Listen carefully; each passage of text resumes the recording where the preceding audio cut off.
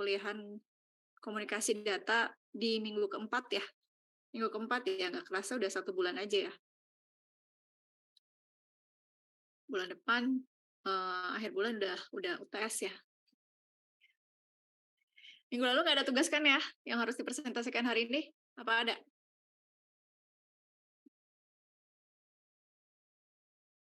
Enggak, Bu. Minggu lalu kan ngitung, Bu. Iya, langsung di sini ya, berarti nggak ada tugas ya. Oke, berarti langsung saja kita membahas materi pertemuan 4. Untuk materinya, slide-nya sudah Ibu share di e-learning.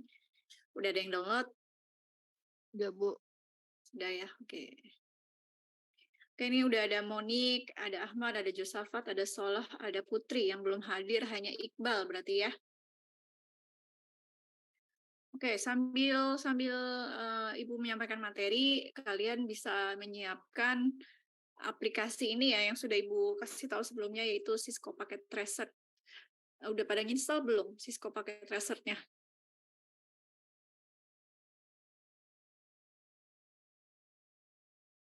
Saya sudah, Bu. Ahmad sudah.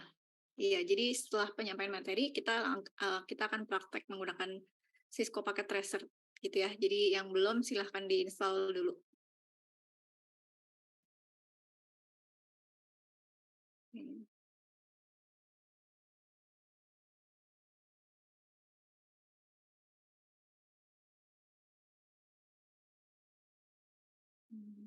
Sudah terlihat slide-nya?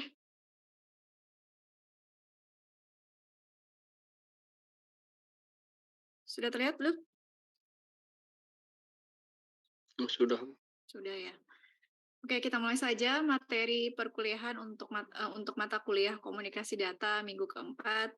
Di sini kita akan membahas tentang transmisi data gitu ya. Sebelumnya ini Ibu tampilkan kembali gambar dari proses komunikasi data itu sendiri ya. Di sini untuk alurnya sendiri kita sudah bahas di pertemuan-pertemuan sebelumnya. Kalian perhatikan di gambar proses komunikasi data ini ada 3 hal yang Ibu ini ya bold gitu, yang Ibu merahi gitu ya. Pertama ini pada proses komunikasi data ada yang namanya proses signaling gitu ya. Kemudian ada proses yang kedua, proses transmisi data, proses pengiriman datanya itu sendiri dari perangkat satu ke perangkat yang lainnya. Kemudian data tersebut mengalami signaling kembali. Signaling yang pertama di sini mengubah sinyal ya, sinyal analog menjadi sinyal digital, kemudian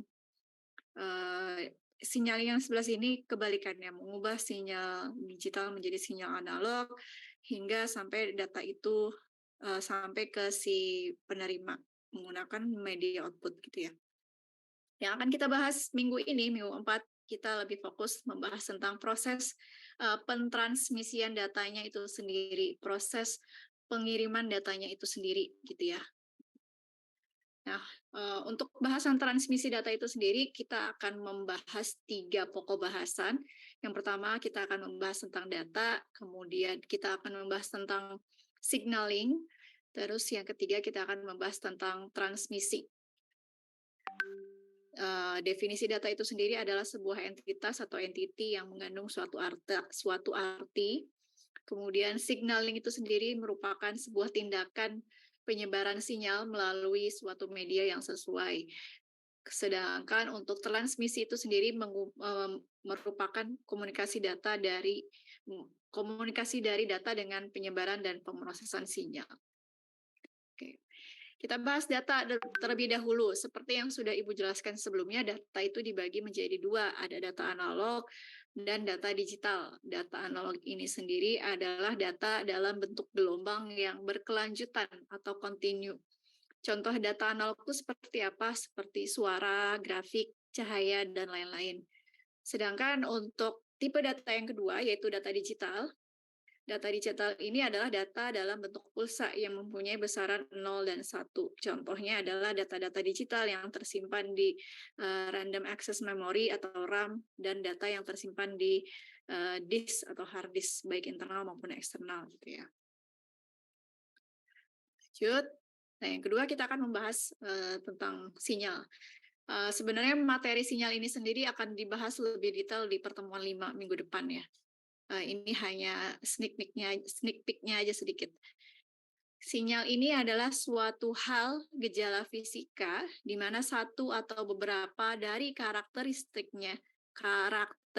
ya melambangkan informasi.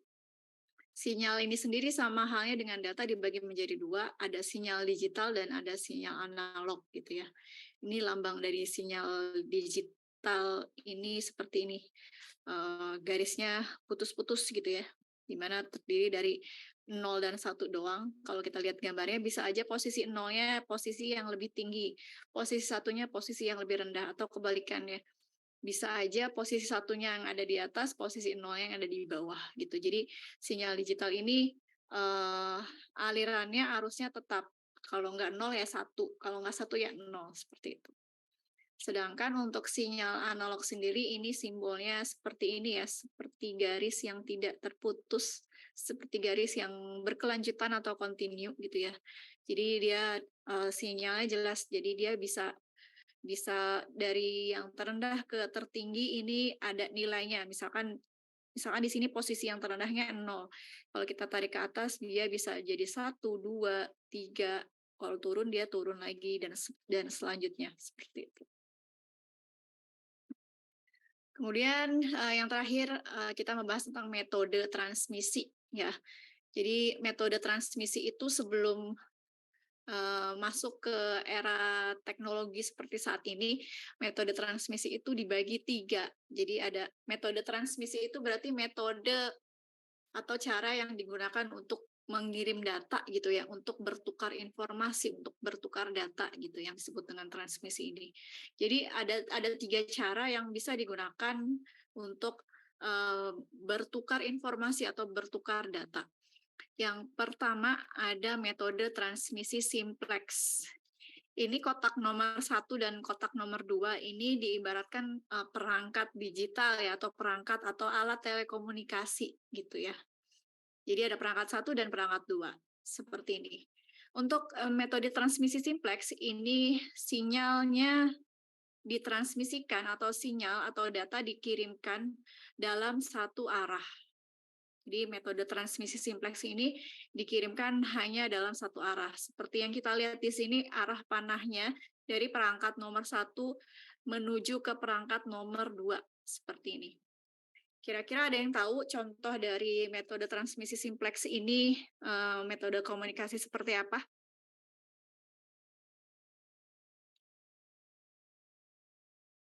Jadi hanya perangkat Walkie-talkie, Bu. 1 aja, walkie-talkie 2 arah, Matt. Oh, iya. Coba yang simplex dulu, kita bahas yang simplex dulu. Walkie-talkie nanti masuknya ke kategori yang nomor 2 kalau nggak salah. Yang simplex jadi hanya perangkat 1 yang bisa mengirimkan apa ya, respon, bukan apa ya istilahnya, ya perangkat 1 bisa mengirim data ke perangkat 2, tapi perangkat 2 ini tidak bisa memberikan feedback atau respon kembali ke si perangkat 1 gitu. Jadi dia hanya bisa sebagai si penerima dari informasi atau data tersebut gitu. Pemancar radio, Bu. Pemancar televisi. Iya, itu pemancar radio, siaran radio atau siaran televisi kan ya. Jadi kalau pemancar radio dia memancarkan siarannya ke perangkat kedua. Perangkat kedua yaitu si radionya itu sendiri. Jadi si radio ini kan hanya bisa menerima siaran radio aja kan, dia tidak bisa memberikan feedback. Begitu pula dengan siaran televisi ya. Dia hanya bisa menerima siaran televisi yang dipancarkan dari si stasiun televisi tersebut. Penonton nggak bisa tuh ngasih feedback lewat televisinya ke si stasiun televisi seperti itu. Ada lagi contoh hal kecilnya yang kita aplikasikan di kehidupan sehari-hari yaitu remote TV. Ya, remote TV memberikan perintah atau mengirimkan informasi ke si pesawat televisinya itu sendiri. Misal kita pencet tombol power di remote, TV-nya nyala. Kita pencet tombol volumenya bisa naik, bisa turun. Atau kita pencet untuk memilih program, itu bisa langsung televisinya menerima perintah dari si perangkat remote itu sendiri, tanpa si televisinya bisa memberikan feedback gitu ya. Gitu. Jadi untuk metode transmisi simplex ini contohnya tadi ada penyiar siaran radio, siaran televisi dan remote televisi. Jadi satu perangkat bisa mengirimkan informasi atau mentransmisikan data ke perangkat yang kedua tanpa bisa mendapatkan feedback atau respon dari si perangkat kedua tadi gitu. Cukup jelas ya yang simplex? Ada lagi mungkin yang bisa dapat contoh yang simplex? Selain contoh yang sudah disebutkan tadi? Ahmad tadi sudah jawab, yang lain? Metode transmisi simplex ini apalagi sih contohnya? Tadi ada pemancar siaran radio, pemancar siaran televisi, ada remote TV. Ada apa lagi kira-kira yang sifatnya cuma satu arah?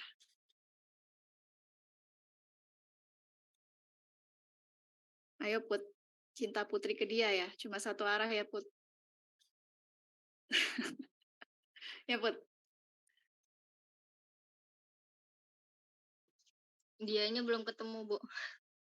Eh, Jadi jodohnya Putri baru masih simplex ya Put ya. Proyektor ya, Infocus tuh merek Put. Alatnya namanya Oh iya. proyektor. Iya, Bu, maaf. Proyektor itu iya ya, itu satu arah ya, dia mentransmisikan data yang dia dapat dari terminal input gitu. Nah, kemudian kita bahas yang nomor 2 yaitu half duplex. Untuk metode transmisi half duplex ini cara kerjanya sinyal ditransmisikan dalam 2 arah tapi dilakukannya secara bergantian. Kalau kita lihat di gambarnya ini ada perangkat 1 dan perangkat 2.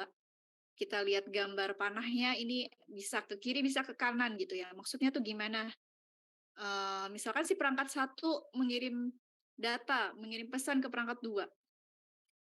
Itu harus dilakukan secara bergantian, nggak bisa satu ngirim, 2 ngirim gitu, nanti bentrok.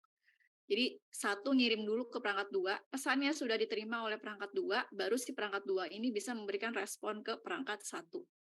Dan begitu seterusnya secara bergantian. Contohnya apa? Contohnya tadi yang sudah disebutkan oleh Ahmad ya, ada HT ya, HT walkie-talkie gitu ya. Itu merupakan contoh dari penerapan metode transmisi half duplex. Ada lagi nggak selain HT atau walkie-talkie kira-kira?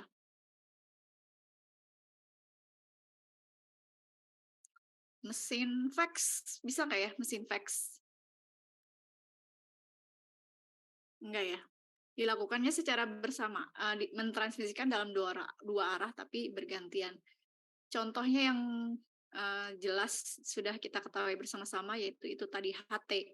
Misalkan kalau kita mau mengirim pesan kan kita pencet tombol dulu nih ya dari si HT nomor 1 gitu kan, kita pencet tombol, kita ngomong, terus si HT nomor 2 ngedengerin tuh dari HT yang satunya lagi. Nah, ketika yang HT nomor 2 mau ngebales pesannya, si nomor 1 ini harus diam, nggak boleh mencet tombol untuk mengirim pesan gitu. Nah, dilakukannya seperti itu secara bergantian. Gitu. Chatroom enggak, chatroom kan kita bisa ngirim secara bersamaan sekaligus gitu. Chatroom masuknya ke nomor 3 full duplex. Nah, gitu. Ini kalau yang half duplex. Sekarang kita bahas yang full duplex. Full duplex ini cara transmisinya sinyal ditransmisikan ke 2 arah dan bisa dilakukan secara bersamaan. Gitu. Jadi antara perangkat 1 dan perangkat 2 bisa saling berkomunikasi secara bersamaan, real time gitu ya, responnya bisa cepat. Kita ketik hi, dia bisa dengan cepat membalas hello, atau bisa aja kan kita masih ngetik atau ketika kita enter dia juga ngirim, itu kan bisa bersamaan. Terus contohnya apa? Telepon ya kan, telepon kita bisa saling ngomong satu sama lain tanpa harus mematikan perangkat terlebih dahulu. Terus video call, telekonferensi, sistem alat atau sistem transmisi alat telekomunikasi saat ini itu sudah menggunakan metode transmisi full duplex, di mana antara perangkat 1 dengan perangkat 2 bisa saling mengirim pesan atau bertukar informasi secara real time, secara langsung. Seperti itu ya. Jadi ini adalah metode-metode transmisi. Ada yang mau tanyakan sampai sini?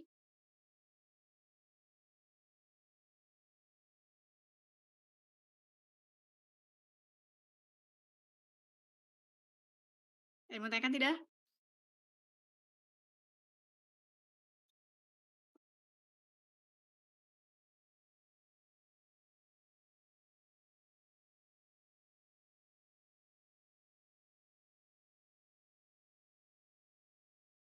Belum ada ya, oke. Kalau tidak ada yang ditanyakan, kita lanjut. Habis kayak gini materinya. Nah ini, oke ada, masih ada. Nah, selanjutnya kita bahas tentang media transmisi ya. Kalau kita lihat di materi sebelumnya, metode transmisi di mana perangkat satu dan perangkat kedua itu bisa saling terhubung, tentunya ada perantaranya, ada media penghubungnya gitu ya. Media penghubungnya atau perantaranya ini disebut dengan media transmisi. Jadi media transmisi ini adalah media atau perangkat yang berfungsi untuk menghubungkan secara fisik ya, secara fisik artinya bersentuhan dari perangkat satu ke perangkat dua itu bisa berhubungan langsung untuk melakukan komunikasi data antara komputer satu dengan komputer lainnya. Fungsi dari media transmisi itu sendiri sebagai jalur lintas data dan pendistribusian informasi.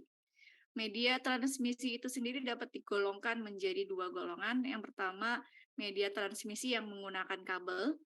Jadi media ini mengendalikan gelombang dalam jalur fisik dari si pengirim kepada si penerima data. Kemudian jenis media transmisi yang kedua ada media tanpa menggunakan kabel atau wireless. Media ini menjadikan alat untuk mentransmisikan gelombang namun tidak mengendalikannya.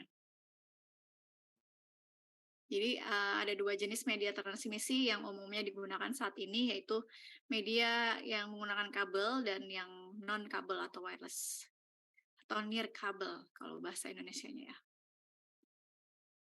Nah, kita bahas media transmisi yang pertama, media transmisi yang menggunakan kabel. Di sini untuk jenis-jenis kabel jaringan ya, ada 3.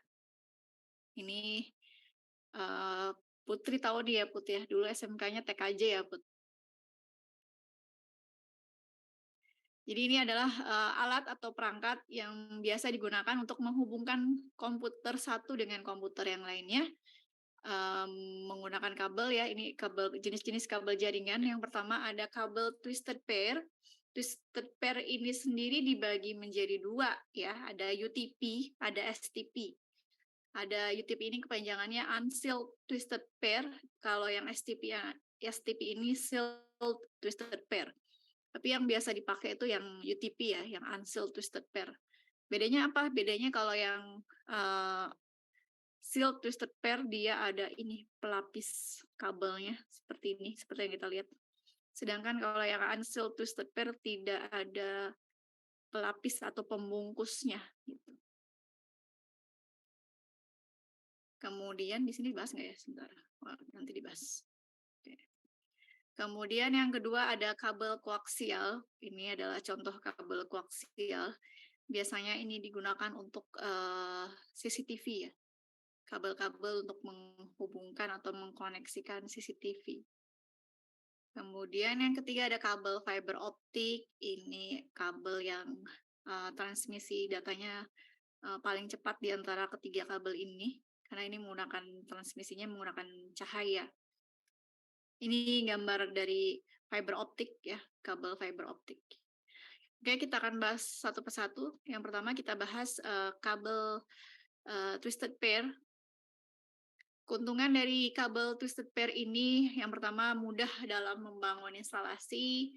Kemudian dari sisi harganya relatif murah untuk yang UTP ya. Sedangkan untuk yang STP itu lebih mahal.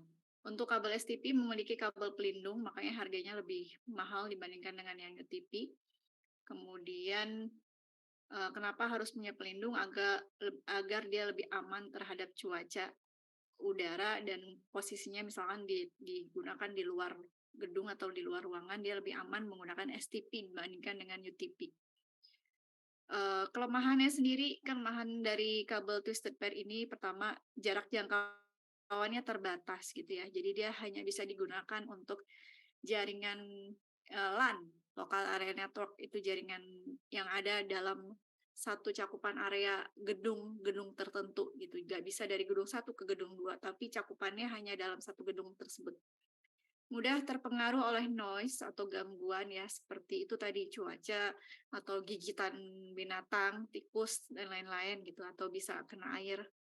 Dan untuk ini yang jenis STP ini harganya lumayan mahal gitu dibandingkan dengan yang UTP. Untuk kabel jaringan sendiri, untuk ketika kita menggunakan kabel UTP, biasanya saya kalau yang untuk di sekolah pakainya yang ini ya, yang UTP. Ini ada dua jenis pengkabelan gitu ya. Kalau untuk menggunakan jaringan komputer, menggunakan kabel UTP ini sendiri ada dua jenis ya. Ada model kabel straight, ada kabel cross gitu. Kabel straight ini jenis kabel UTP dengan jenis straight itu biasa digunakan untuk menghubungkan dua jenis perangkat yang sama atau beda,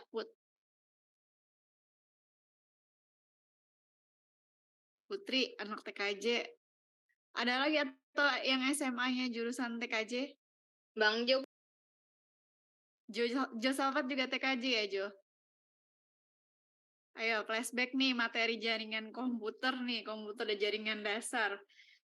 Untuk kabel UTP, ini kan biasa digunakan untuk jaringan komputer di sekolah ya, untuk jaringan LAN.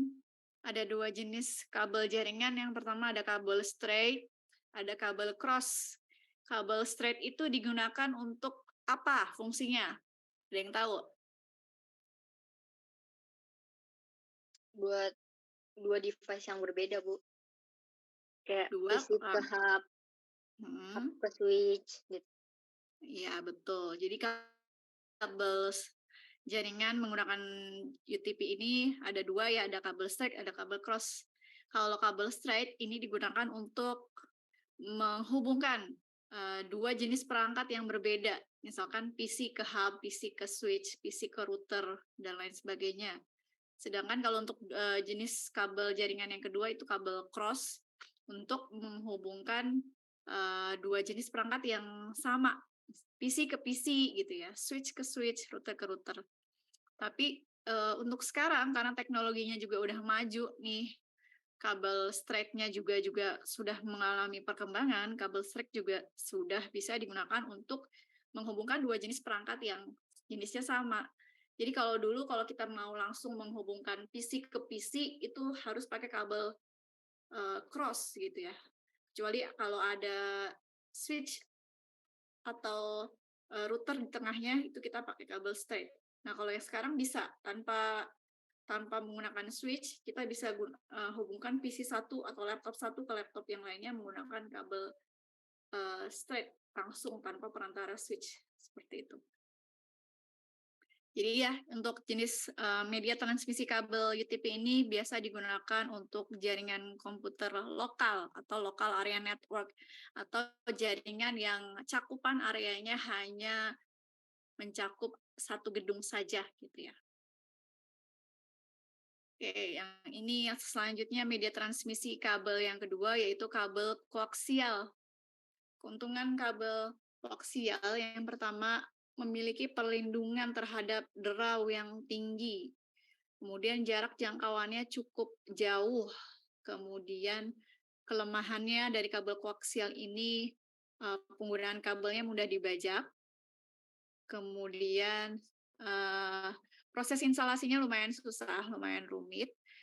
Kemudian kecepatan transfer datanya terbatas. Kabel koaksial ini dulu tuh dipakai untuk jaringan pesawat telepon rumah.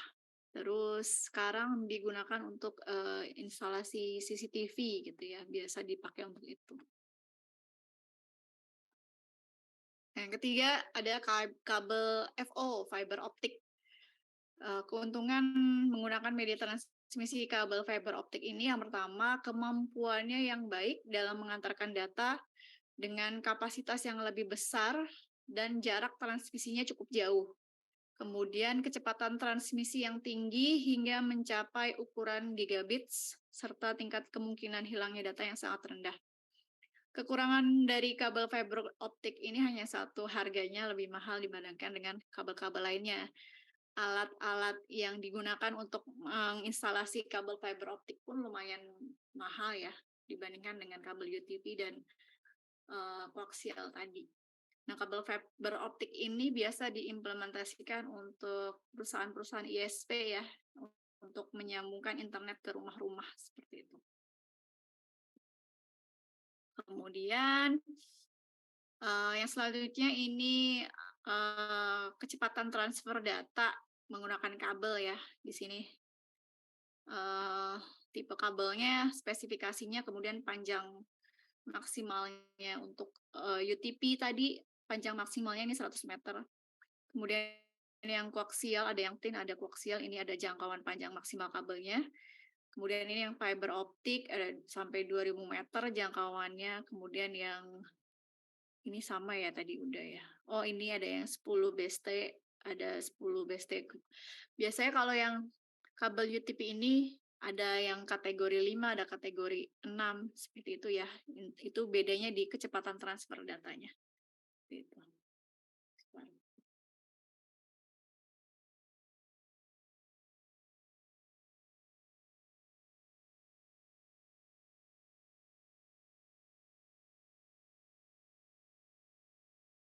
Oke. Jadi terus bagusnya pakai yang mana Bu gitu. Kalau misalkan media transmisi bagusnya menggunakan yang mana, balik lagi tergantung dari kebutuhan gitu ya. Kalau misalkan mau bikin jaringan komputer hanya di satu ruangan aja, itu bisa pakai yang UTP gitu ya. Tapi kalau cakupan areanya sampai keluar gedung, itu pakai yang STP. Kalau buat yang cakupannya lebih luas lagi gitu, misalkan bisa pakai fiber optik. Nah, itu tadi kita sudah bahas yang media transmisi yang menggunakan kabel. Ada yang mau tanyakan sebelum kita lanjut ke media transmisi nirkabel?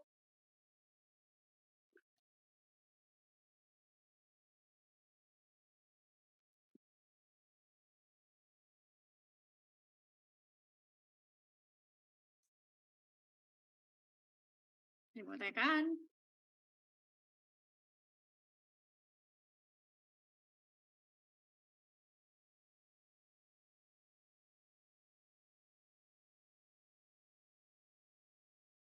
Silent nih.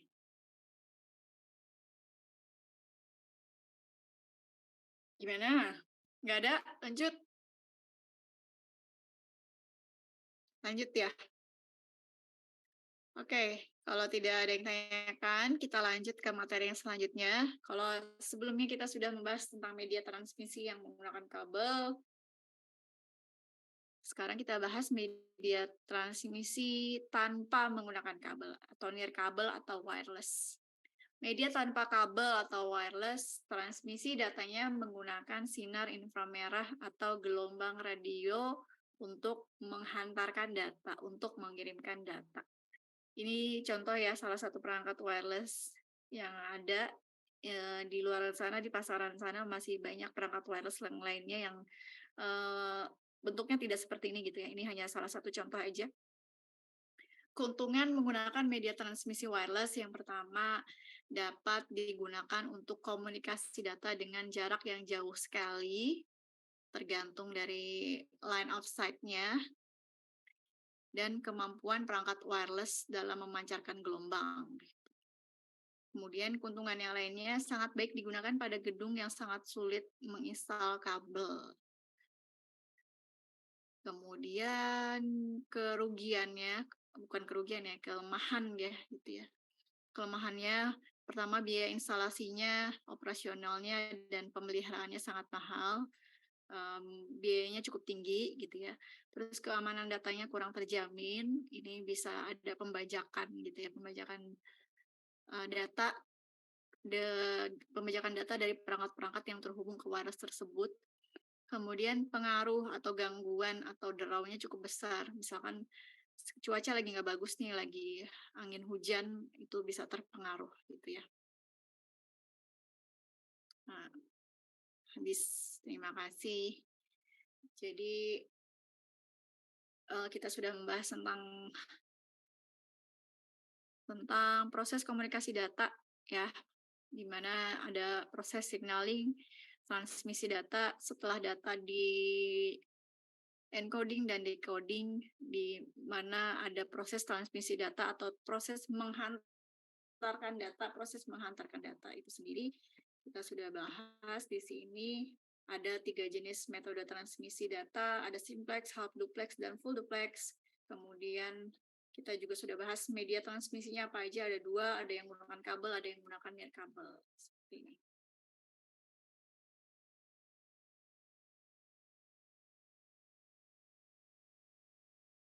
Bluetooth masuknya ke itu tanpa kabel, kan inframerah atau gelombang elektromagnetik. Kalau wireless di rumah terhalang tembok, berpengaruh banget enggak Bu yang pakai WiFi? Iya, biasa cara mengatasinya, misalkan kalau rumah aja deh, rumah ada lantai 1, lantai 2 gitu ya. Modemnya si wireless tersebut atau si access point-nya ada di lantai 2 atau di lantai 1, otomatis di lantai satunya atau di lantai 2-nya itu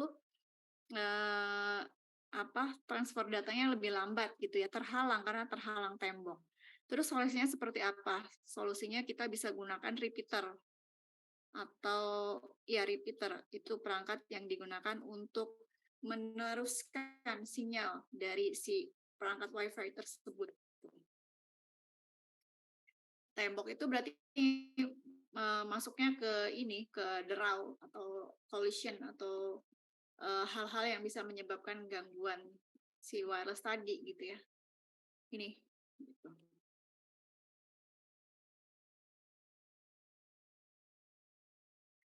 Oke, materi yang sudah habis, kita langsung mau praktekkan dari penggunaan media transmisi tadi ya, ada media transmisi kabel dan media transmisi wireless gitu. Ini Ibu akan mempraktekkan menggunakan aplikasi Cisco Packet Tracer.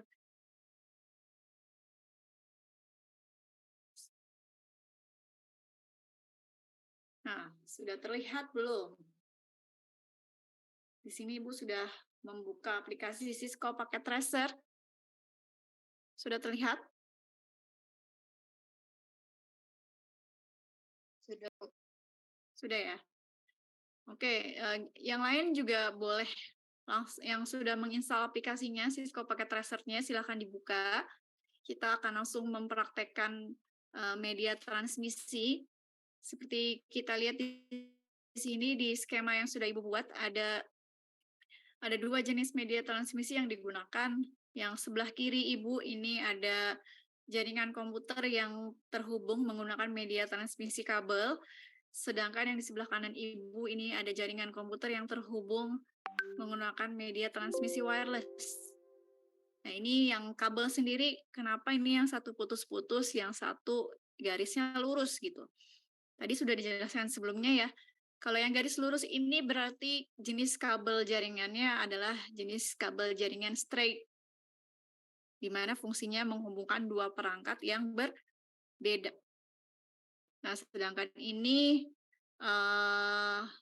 kabel yang putus-putus ini adalah kabel cross yang menghubungkan perangkat yang jenisnya sama. Switch sama wireless access point ini kurang lebih jenisnya sama. Gitu. Nah, ini bukan namanya deh. Ini laptopnya Josafat misalkan. Ini laptopnya Putri. Nah, di sini kita ibaratkan ini jaringan komputer sederhana yang ada di kampus gitu ya. Nah, untuk jaringan komputer yang menggunakan kabel ini yang ada di dalam satu ruangan yang sama, misalkan ini komputer dosen, komputer helpdesk, dan ada komputer yang bisa digunakan untuk mahasiswa di ruang perpus misalkan. Untuk ketiga komputer ini terhubung ke switch ini terhubung ke si wireless router. Ini wireless router ya namanya. Jadi perangkat router yang sudah ada wirelessnya, ada perangkat wirelessnya. Nah, jadi si perangkat ini terhubung menggunakan kabel jaringan. Nah, Di sebelah kanannya ada perangkat-perangkat yang terhubung ke wireless router ini, terhubung ke Wi-Fi router ini menggunakan wireless tentunya ya.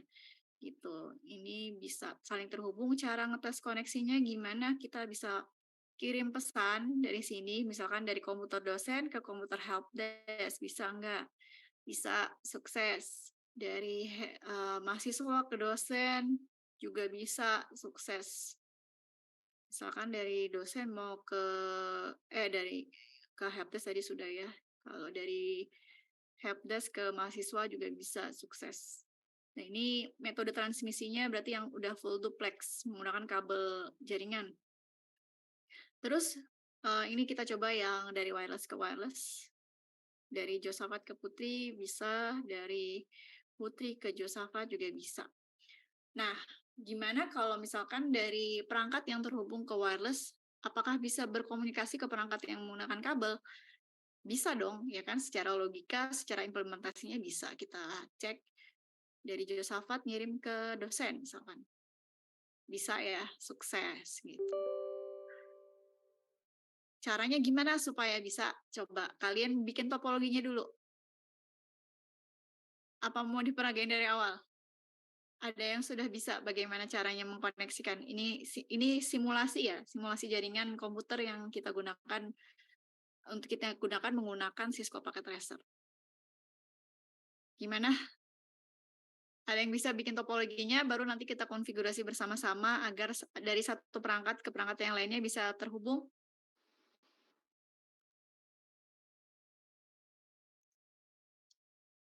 Bisa, Ahmad, Josafat, Putri, dan yang lain? Ya Bu, saya lagi login. Buka CPT harus login dulu ya Bu. Saya lupa soalnya.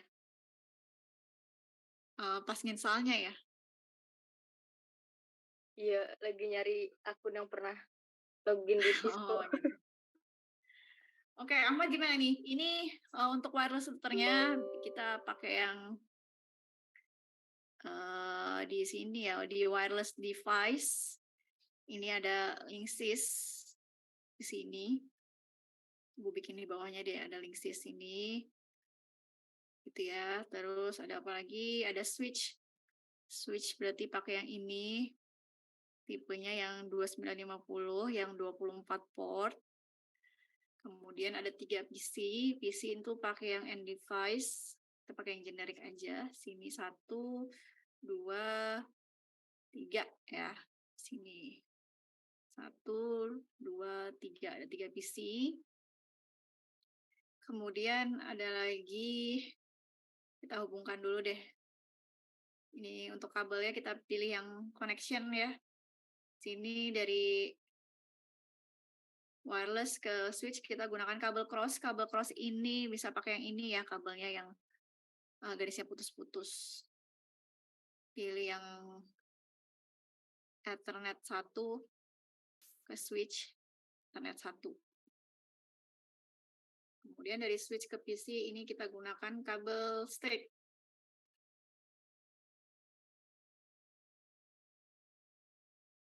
Seperti ini.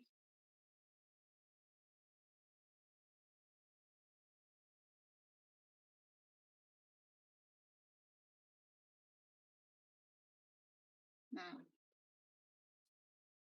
oke.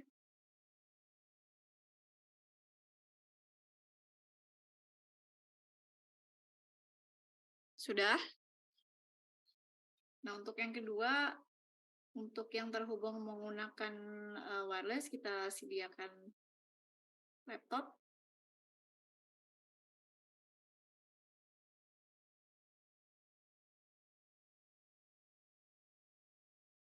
Nah, untuk laptop, bagaimana caranya dia agar bisa menerima sinyal wireless dari si wireless router, kita harus lakukan konfigurasi dulu untuk perangkatnya ya. Caranya seperti ini.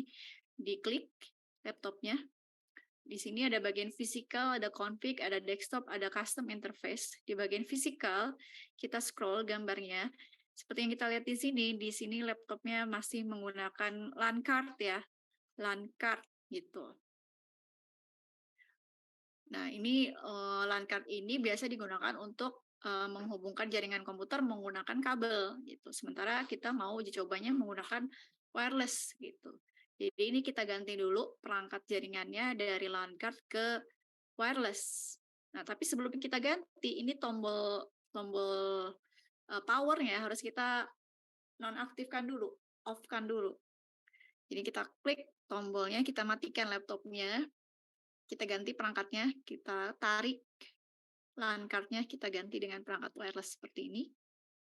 Kemudian kita hidupin lagi laptopnya. Oke, sudah. Yang satu, dia langsung otomatis mendapat sinyal yang ada dari wireless tersebut kan, karena ini wireless routernya memang sudah default-nya sudah ada perangkat wireless-nya si routernya. Jadi kalau kalian ingin membangun sebuah jaringan komputer yang bisa menghubungkan dua media transmisi yang berbeda, gunakan router yang memang sudah ada perangkat wireless-nya. Oke, lakukan yang sama untuk laptop yang kedua ya. Ini kita matikan dulu. Kita ganti perangkat jaringannya menggunakan wireless. Kita hidupkan lagi. Seperti ini. Nah, topologinya baru kita buat nih, tapi belum kita konfigurasi, belum kita setting. Kalau kita baru bikin topologinya aja, baru istilahnya baru fisiknya doang nih baru kita bangun, tapi untuk konfigurasinya belum. Apakah sudah bisa terhubung? Kita coba ya. Dari laptop ke laptop masih bisa karena terhubung ke perangkat yang sama. Kalau dari PC ke PC belum. Karena kalau untuk PC dia harus punya IP address terlebih dahulu, harus punya pengalamatan sama seperti handphone ya. Kalau handphone belum diaktifkan SIM card-nya berarti belum bisa dihubungi gitu, seperti itu. Tapi kalau yang wireless kenapa bisa? Karena kalau wireless router ini dia sudah ada konfigurasi wireless-nya yang memang sudah disetting memberikan IP secara otomatis ke klien yang terhubung ke si perangkat wireless tersebut. Gimana sudah? Kita lakukan konfigurasi.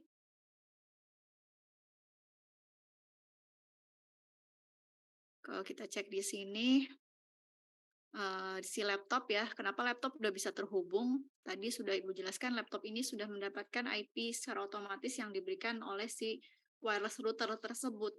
Kalau kita klik di sini di laptop, kita pilih desktop, kita pilih IP configuration, kita lihat di sini dia sudah mendapatkan IP address secara DHCP atau secara otomatis ya, yang diberikan dari si perangkat wireless router tadi.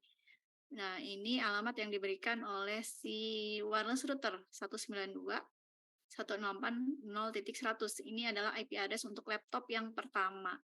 Berarti kalau IP-nya ini berarti kita bisa ketahui alamat network dari si wireless router tersebut adalah 192.168.0.1. Ini kita kasih nama tadi siapa?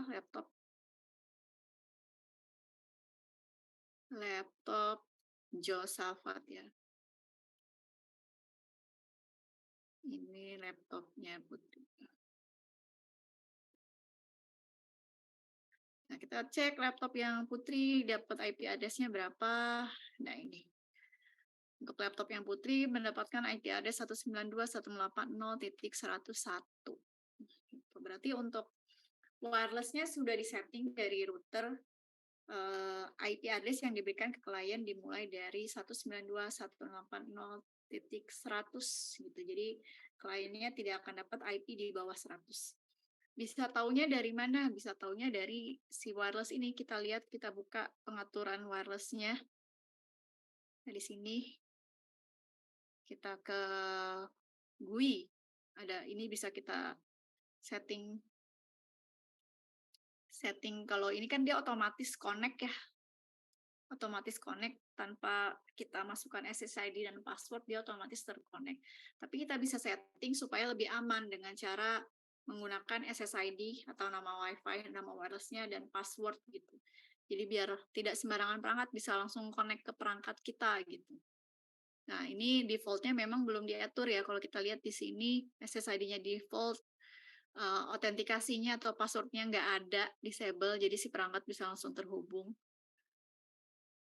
Nah, Bu, untuk yang untuk LAN-nya untuk sambungan yang dari switch ke wireless router itu di routernya Ethernet atau internet, Bu? Ethernet 1. Oh, oke. Kalau yang internet itu digunakan untuk menghubungkan router dengan modem ISP gitu ya, dari modem ISP yang kita pasang di rumah kita supaya si perangkat-perangkat lainnya bisa mendapatkan akses internet itu dari modem ISP ke port internet gitu. Kalau ini kan baru hanya jaringan lokal aja, belum ada jaringan internetnya gitu ya. Kalau misalkan ada mau dari ISP, misalkan Ibu bisa tambahkan Ibu maaf Bu, internet. Ya, Mat? ya, ini sih pengalaman pertama kali saya menggunakan Cisco paket tracer. Ini cara narik garis dari wireless router ke switch gimana ya Bu ya? Oke, ulangi ya, Mat ya. Ibu hapus dulu nih. Ya, Bu. Kita pakai ini connection kabel ya. Kabelnya pakai yang ini nih, Mat nih, yang kabel cross. Yang garisnya putus-putus, Mat. Jadi ini kabel cross ini fungsinya menghubungkan dua jenis perangkat yang tipenya sama. Pilih kabel cross, jadi kita dari wireless diklik aja. Ini kan ada internet, Ethernet 1, Ethernet 2, Ethernet 3, Ethernet 4. Itu apa sih? Ini adalah interface LAN. Interface LAN card-nya. Jadi colokan lah, kalau kita bahasa kita mah colokan kabel gitu ya kan. Kalau kita punya switch atau router itu ada 4 port gitu kan. Kalau untuk switch wireless router ini ada 5 port. Port yang pertama internet. Nah, port Ethernet 1 sampai 4 ini digunakan untuk menghubungkan kabel jaringan gitu. Jadi untuk menghubungkan dari wireless router ke switch ini kita pakai yang Ethernet 1. Dihubungkan ke switch. Nah, kalau switch ini kan switch-nya itu kalau bentuk fisiknya ada 24 port ya, ada 24 port itu ada 24 colokan kabel yang bisa terhubung. Nah, ini bisa aja sih ditaruhnya di mana aja, tapi biar rapi kita taruh di port LAN yang nomor 1. Gitu, sini. Gitu, Mat. Oh ya baik Ibu, saya coba lagi. Terima kasih Bu. Sama-sama.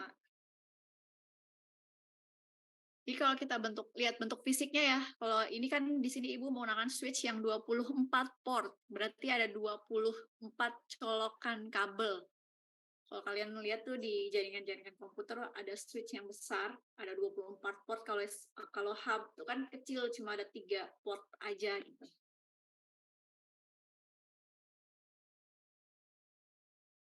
Oke, kalian buat dulu ya topologinya, nanti kita konfigurasi agar si masing-masing PC ini bisa saling terhubung dan bisa saling melakukan pertukaran data, bisa melakukan pentransmisian data. Kalau yang wireless juga nantinya kita akan setting supaya dia bisa lebih aman gitu dengan cara memberikan SSID dan password. Kalau ini kan langsung connect. Sini kita juga bisa ubah ya, kita bisa ubah alamat IP dari si wireless router ini ya. Kalau defaultnya sih rata-rata kalau kalian beli wireless router atau perangkat access point dan apapun, dia di setting defaultnya IP address-nya 192.168.0.1 atau suka ada yang 192.168.1.1.2.1 seperti itu. Ini kita bisa setting, ini kalau kita mau pakai yang GUI-nya lebih gampang. Di sini kalau kita lihat di bagian setup, ini IP-nya otomatis ya, IP-nya otomatis menggunakan DHCP, bukan statik. Kemudian di sini juga sudah disetting untuk pendistribusian IP address, start IP address-nya dari mulai 100. Makanya tadi laptop yang pertama itu mulainya dari 100. Terus maximum number of user 50. Jadi yang terhubung menggunakan perangkat wireless ini atau yang si PC dan wireless hanya 50 perangkat aja gitu. Range-nya mulai dari 100 sampai 149. Ini bisa kita setting. Nah, kalau kita mau ubah settingan bawaannya, kita bisa ganti di sini di wireless-nya. Wireless-nya kita bisa tambahkan SSID, namanya apa, gitu. Terus wireless security-nya apa. Kita bisa menggunakan yang WPA2, PSK, dan sebagainya.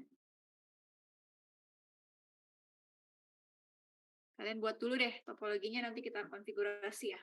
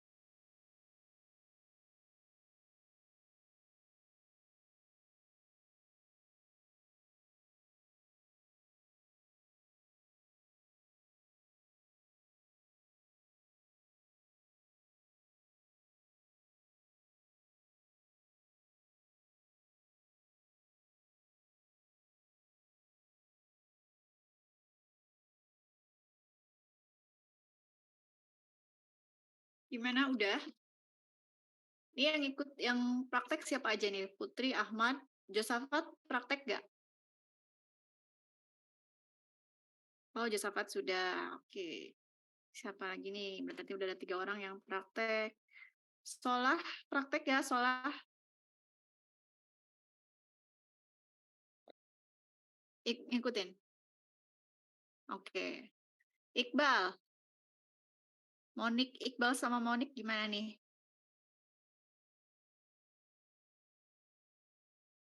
Ikut praktek juga nggak?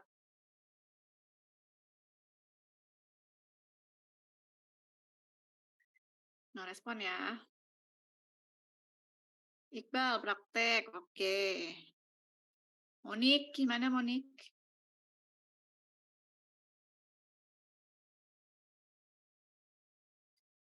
Seperti biasa ya. Nah, kalau oke kita lanjut untuk konfigurasinya. Kita lanjut ya konfigurasinya. Kalau topologinya, rancangan topologinya sudah jadi, agar perangkat-perangkat ini bisa saling terhubung, agar perangkat-perangkat yang menggunakan 2 media transmisi yang berbeda ini bisa saling melakukan pertukaran data, kita harus melakukan konfigurasi. Konfigurasi di si wireless routernya ya. Kalau udah jadi seperti ini kan tadi laptopnya langsung otomatis connect gitu ya ketika dipasang perangkat wireless gitu lah. Ketika ibaratnya kalau di real life-nya perangkat wireless-nya kita hidupin tuh dia langsung connect tanpa tanpa kita masukkan SSID dan password gitu ya. Nah itu kan berarti wireless-nya nggak aman, siapapun bisa connect. Nah biar lebih aman kita harus lakukan konfigurasi di wireless routernya. Kita lihat di sini yang sudah Ibu konfigurasi. Ibu mau cek yang PC-nya dulu. Nah,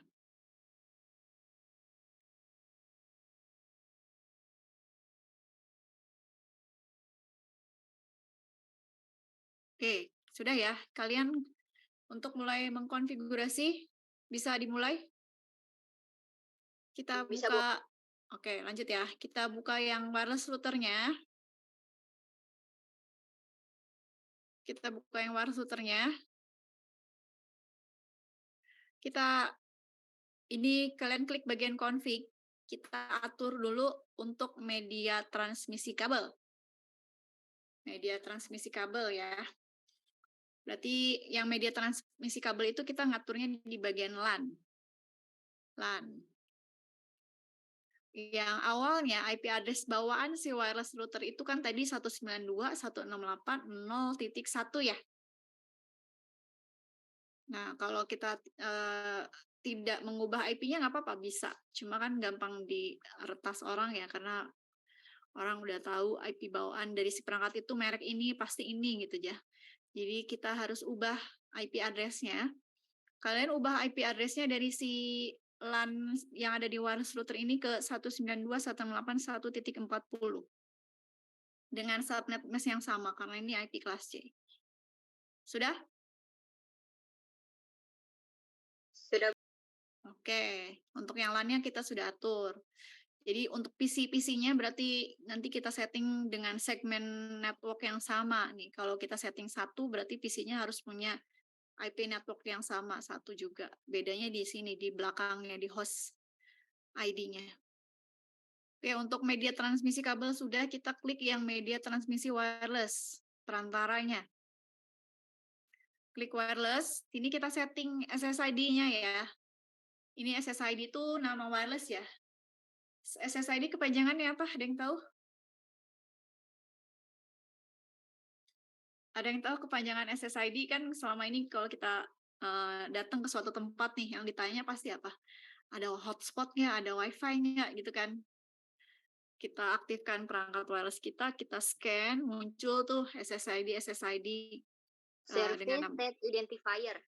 googling ya. Iya. Iya, SSID itu Service Set Identifier. Nama WiFi ya, nama jalur WiFi yang tersedia gitu. Nah, ini kalian kasih nama ITTS deh, SSID-nya. Jadi si perangkat nanti mengenali wireless yang kita buat itu dengan nama wireless-nya ITTS. Untuk channel, ini kita bisa pakai channel 1 aja. Tapi kalau kalian mau lebih aman sih, kalian bisa gunakan channel yang lain selain 1. Karena kalau ada tuh beberapa aplikasi yang bisa mengetahui kita connect ke WiFi ini nih, wah biasa yang rame trafficnya di channel berapa gitu ya. Jadi ini kalau nggak mau rame, nggak mau terlalu numpuk, kalian bisa gunakan channel yang lain, bisa 10 atau yang lain gitu ya. Tapi ini baru praktek awal, kita pakai yang channel 1 aja dulu. Nah, untuk proses autentikasinya, kita gunakan yang autentikasi WPA2 TSK. Ini kita pakai password yang simpel aja, 123456788. Jadi perangkat-perangkat yang nantinya terhubung ke wireless, dia harus memasukkan SSID dan passwordnya terlebih dahulu, baru bisa connect. Gitu, nggak seperti yang awal tadi, tiba-tiba langsung connect gitu. Udah? Udah, Bu. Oke. Nah, untuk mengatur berapa sih IP yang bisa kita share ke si perangkat-perangkat ini, kita klik yang GUI. Kita klik yang GUI, sudah. Nah, berarti di sini juga berubah ya.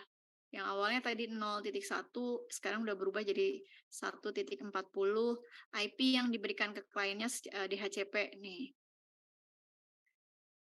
Tuh, di sini nggak ada yang kita rubah.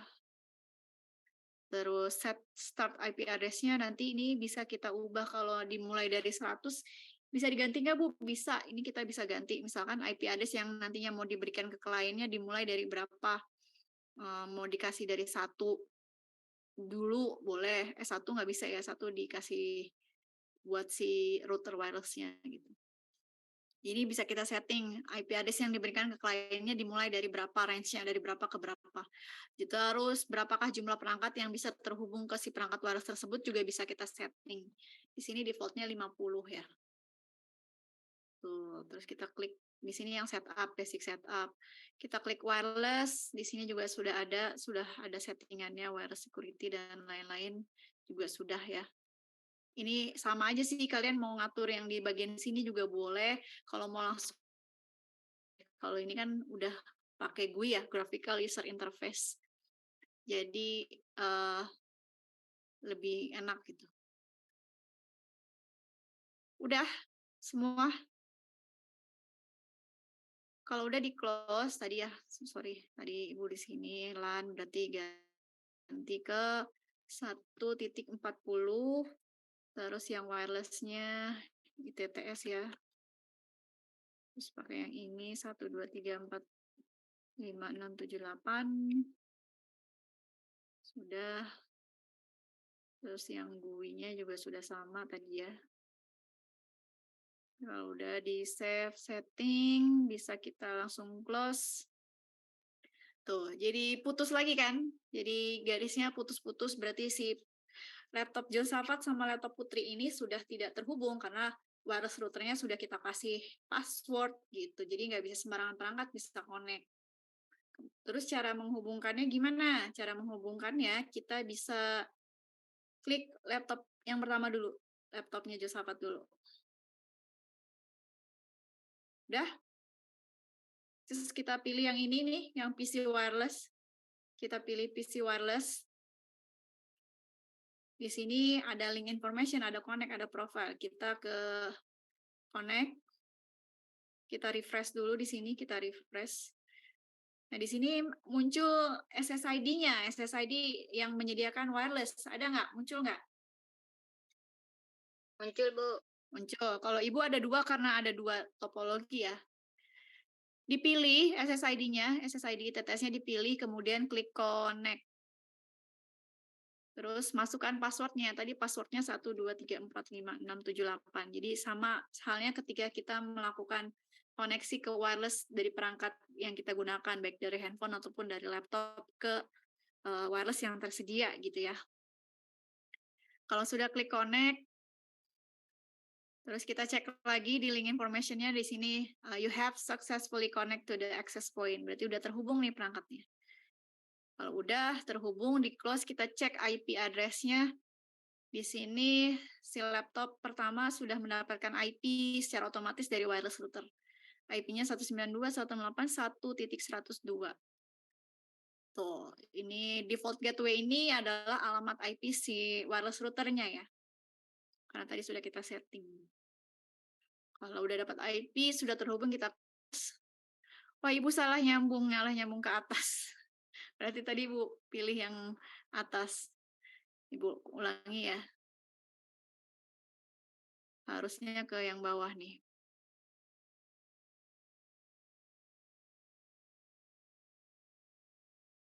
Coba Ibu konekin ulang.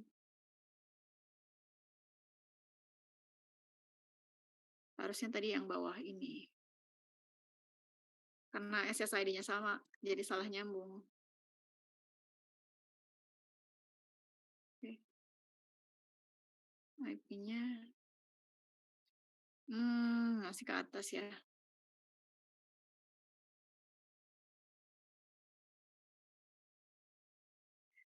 Punya kalian udah nyambung?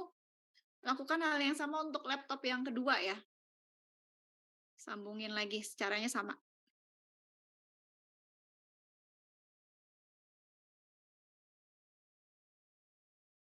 Masih ke atas juga. Ibu ganti IP-nya deh. Ibu ganti ini ya, SSID-nya. ITTS 2.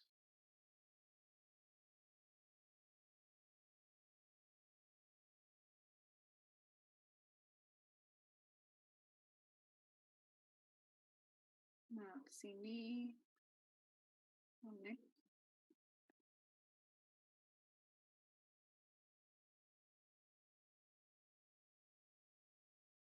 Nah, baru deh.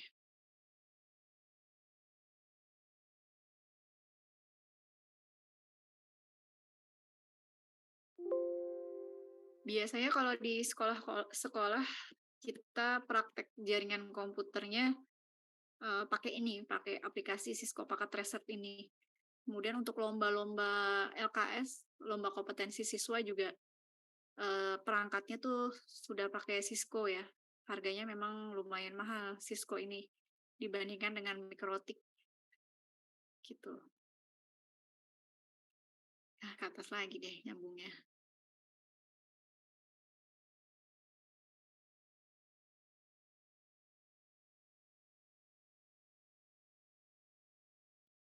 Jadi biar sebelum siswa praktek langsung terjun membuat kabel jaringan, mengkoneksikan perangkat satu dengan perangkat dua, siswa tuh harus bisa simulasinya dulu gitu. Oh, masih ke sini ya.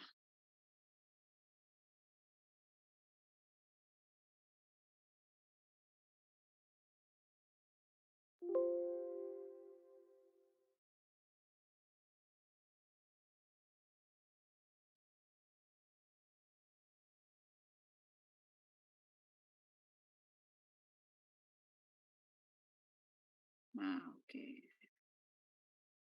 Nah, ini sudah connect dari laptop menggunakan media wireless ke wireless router, sudah connect, sudah terhubung belum dua-duanya? Udah, Bu. Kalau sudah kita tes menggunakan ini ya. Menggunakan ini gambar surat, kita bisa klik dari Putri ke Josafat, sukses. Dari Josafat ke Putri juga sukses. Atau bisa pakai cara yang kedua, dari Josafat bisa menggunakan command prompt ya. Tapi kita harus tahu dulu IP address laptop Putri berapa, kita cek di sini 101 ya.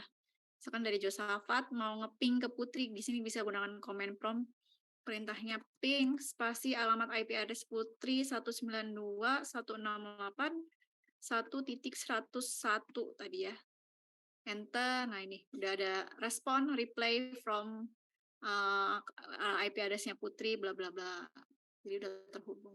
Jadi untuk mengetes perangkatnya terhubung atau tidak bisa gunakan dua cara tadi, bisa menggunakan command prompt atau bisa langsung mengirim pesan seperti tadi. Nah, ini baru yang menggunakan media transmisi wireless. Kita belum coba yang menggunakan media transmisi kabel nih. Apakah PC-PC-nya sudah terhubung atau belum gitu ya. Kalau kita tes di sini, belum. PC 0 has no functional port. Artinya si PC-PC ini belum mendapatkan IP address baik yang dikonfigurasi ya. Saya di wirelessnya laptopnya dapatnya /16, Bu. Bukan slash yang disetting. Dua-duanya, tapi bisa ngeping. Dapatnya berapa IP-nya? 169 depannya. 169, 169. 254, 154, 115. Ini ya. 16. 192, 108. Bukan yang saya setting, Bu. Dapatnya berapa? Kan tadi kita setting di wireless-nya ini kan, dari wireless itu, dari sini, dari LAN-nya kan 192, 108, IP-nya 40. IP Iya. si wireless-nya. Terus di GUI pun kalau kamu setting, IP address-nya berapa? 40 bukan? Iya, udah saya setting itu di wireless, di router wireless-nya itu. Tapi pas dapetnya saya dapat IP 16/16 bukan /24. Oh gitu? Kenapa itu ya? Coba lihat dulu punya kamu, Put. Ntar deh, Ibu selesaiin ini dulu ya, sebentar ya. Oke, Bu. Ya, Bu. Ini kalau yang wireless, tadi kita sudah setting IP-nya secara otomatis yang diberikan dari wireless router. Untuk yang PC, tadi kita coba tes koneksinya belum terhubung karena si PC-nya belum mendapatkan IP address. IP address-nya baik yang disetting secara otomatis ataupun yang statik gitu, yang dikonfigurasi secara manual. Nah, sebenarnya untuk PC ini juga bisa disetting agar mendapatkan IP secara otomatis gitu ya. Jadi dari sini, dari wireless, bisa kita setting agar dapat IP secara otomatis. Tapi biar lebih gampang, karena cuma 3 PC, kita bisa setting IP-nya secara manual. Tapi kalau jumlah PC-nya lebih banyak, lebih dianjurkan untuk menggunakan IP address secara otomatis atau DHCP. Kita klik yang PC yang pertama, PC 0. Kita klik desktop IP configuration. Kita kalau tadi wireless pakainya yang DHCP ya. DHCP bisa sih tuh dapat juga IP. Kita setting DHCP. Kalau mau setting statik juga kalian berarti harus masukin IP address secara manual seperti ini 192 168 berapa tadi networknya 1 kan. Nah, kalau gateway-nya tadi 40 berarti PC ini nggak bisa kita kasih 40 juga gitu, harus dengan host ID yang lain. Bisa 10 seperti ini. Nanti gateway-nya berarti si 192 168 gateway-nya itu alamat IP si router 40. Nah, tapi ini kan resikonya terjadi IP konflik. Misalkan kita nggak hafal nih komputer yang sebelah tuh IP-nya berapa. Kalau kita kasih IP yang sama itu bisa konflik gitu ya. Nah, tapi berarti kita bisa akalin dengan memberikan IP address secara DHCP gitu. Nah, nanti dia request udah dapat IP-nya gitu. Oke. Yang PC yang kedua juga sama, kita klik desktop IP configuration. Dari static kita setting ke DHCP seperti ini. Dapat IP. Yang ini juga yang ketiga desktop IP configuration kita ubah dari static ke DHCP. Seperti ini. IP-nya beda-beda host ID-nya karena kalau sama itu bentrok konflik. Jadi IP address itu sifatnya unik antara perangkat satu dengan perangkat dua, tidak ada yang sama. Nah, kita coba nih setelah terhubung, setelah mendapatkan IP address masing-masing, apakah sudah bisa mentransmisikan data, kita cek. Dari sini ke sini sudah bisa ya, sudah sukses. Dari sini ke sini juga sudah sukses. Jadi perangkat-perangkat yang terhubung menggunakan media transmisi kabel tadi sudah saling terhubung. Nah, kita coba nih dengan dua media transmisi yang berbeda, apakah bisa terhubung, kita tes. Bisa ya, karena segmen IP-nya sama gitu. Walaupun media transmisinya berbeda, tapi segmen IP address yang didapatkan sama yang diperoleh dari wireless router ini. Sudah sukses. Gitu. Gimana? Udah pada berhasil? Silakan ditunjukkan untuk absen seperti biasa. Jadi ini sudah kita buat ya topologi jaringan yang menggunakan dua media transmisi yang berbeda, kabel dan nirkabel dengan setting IP address secara otomatis atau DHCP. Kedua perangkat yang menggunakan media transmisi yang berbeda ini bisa saling terhubung satu sama lain. Seperti ini. Kalau kita implementasikan di kehidupan nyata pun bisa gitu. Jadi dari laptop bisa saling bertukar data ke PC gitu. Walaupun tidak ada koneksi internet, contohnya misalkan perangkat yang kedua ini bukan PC, kita bisa ganti dengan printer gitu. Misalkan di PC ini ada printer gitu ya. Misalkan kita bisa tambahkan di sini di real life-nya, di implementasinya di PC 2 ini terinstall printer gitu ya. Nah, si Josafat ini yang menggunakan laptop mau ngeprint ke printer yang connect ke PC 2. Bisa atau enggak? Bisa nggak kira-kira? Misalkan di PC 2 ini Ibu tambahkan printer. PC 2 dan laptop Josafat ini kan terhubung ke jaringan yang sama kan, ke wireless router yang sama. Kita cek di sini pun bisa terhubung. Nah, kalau misalkan Josafat mau ngeprint ke printer yang ada di PC nomor 2, bisa atau tidak?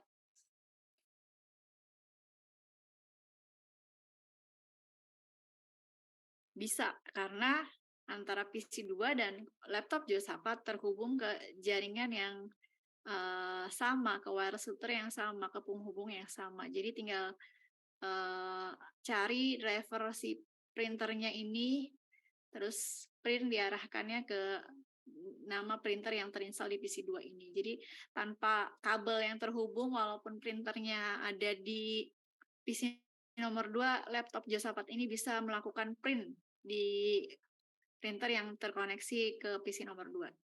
Jadi itu memang fungsi dari komunikasi data, saling bisa bertukar data antar perangkat satu dengan perangkat yang lainnya. Seperti itu. Oke, coba Putri dulu deh, tampilin Put. Jadi Ibu mau lihat problemnya.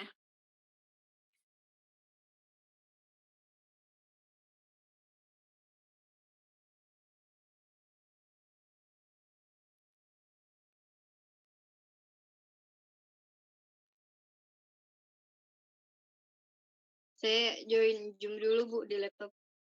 Oke.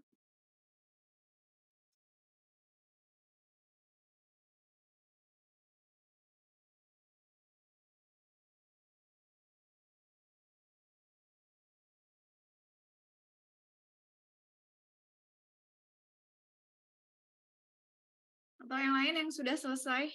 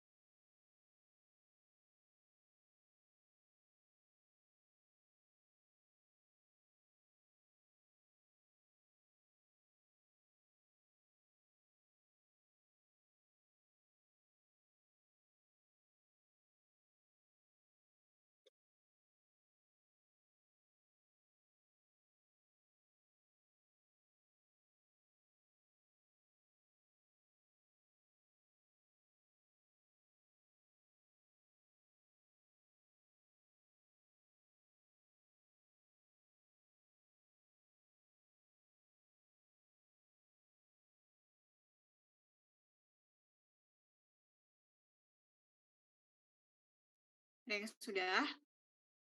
Oke, Putri sudah. Oke, coba dites